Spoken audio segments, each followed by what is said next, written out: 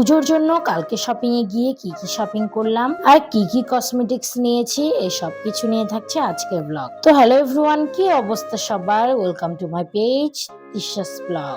গত ভিডিওতে আপনারা দেখেছেন যে আমি শপিং করতে গিয়েছি, তবে কি কি শপিং করলাম সেটা আপনাদের সাথে শেয়ার করতে পারিনি, তাই আজকে চলে এলাম আপনাদের সাথে শেয়ার করতে আমি কি কি শপিং করেছি। তো যাই হোক, শুরুতে নিয়েছিলাম এই জাফরান অয়েলটা, এটা চুলের জন্য খুবই ভালো। তারপর নিয়েছিলাম একটা ফেস পাউডার, আমার ফেস পাউডারটা শেষ তাই আরেকটা নিয়ে নিলাম। আর এই ফেস পাউডারটা আমি কখনো আগে ইউজ করিনি, আর সেলার বলেছিল এটা নাকি খুবই ভালো, আপনার যদি ভালো না লাগে আপনি আবার রিটার্ন করে দিয়ে। আর এটা বলার কারণ হচ্ছে আমি সবসময় তাদের থেকে শপিং করি আর তারা খারাপ কিছু দিবে না, এটা আমি জানি। আর এরপরে নিয়েছিলাম একটা ফেসিয়াল রেজার, আর এই ফেসিয়াল রেজারটা সম্পর্কে যদি তোমরা কেউ কোনো কিছু জানতে চাও তাহলে আমাকে কমেন্ট করে জানিও, আমি এটা নিয়ে একটা ফুল একটা ডিটেলস এর ভিডিও বানাবো। আমি এ পর্যন্ত 3 থেকে 4 প্যাকেট রেজার শেষ করেছি, তাই আমি আমার এক্সপিরিয়েন্স থেকে কিছুটা জিনিস তোমাদের সাথে শেয়ার করতে পারি। এরপরে নিয়েছিলাম এই দুইটা শীট মাস্ক, আর শীট মাস্ক আমাদের স্কিনের জন্য খুবই ভালো। এরপর নিয়েছিলাম এই শোনটা, আর এটা খুবই কাজের।